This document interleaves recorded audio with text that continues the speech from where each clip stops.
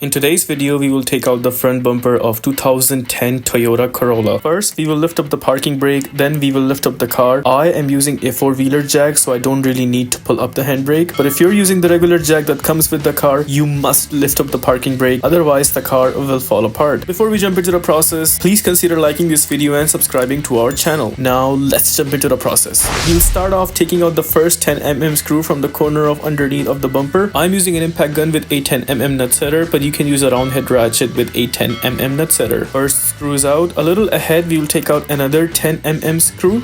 Take out the third screw. From the middle side, take out the fourth screw. Also need to take out the fifth screw.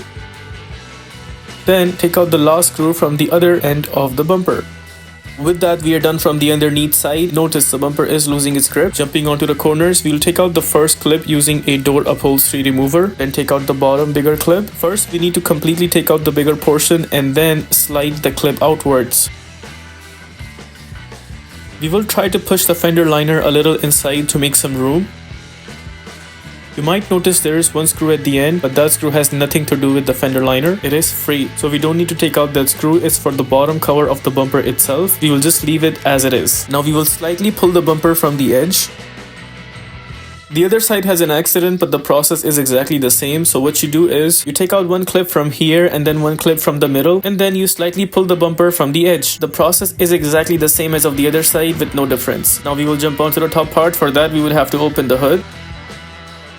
Notice here's a combination of clips and screws that needs to be removed. Using a door upholstery remover, we will take out the clip first.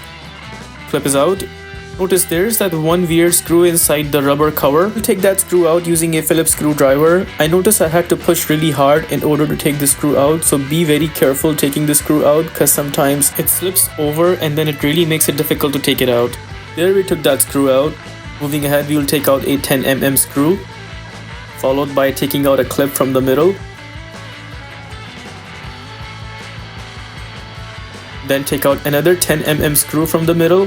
Here in my case, one clip is missing because of an accident, but in your case, make sure you take this clip out as well. Then take out the final screw covered with the rubber. This time this screw came out easily for some reason. With that screw, we are done from the top side. Now we were trying to pull down the front bumper, but we noticed it's still attached with something that's not letting it to come out.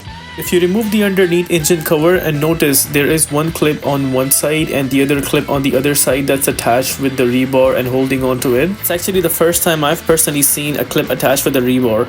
The best way to take this clip out is to punch in the door upholstery remover from the front and then pull the clip outwards. With the similar approach, take out the other clip from the other side.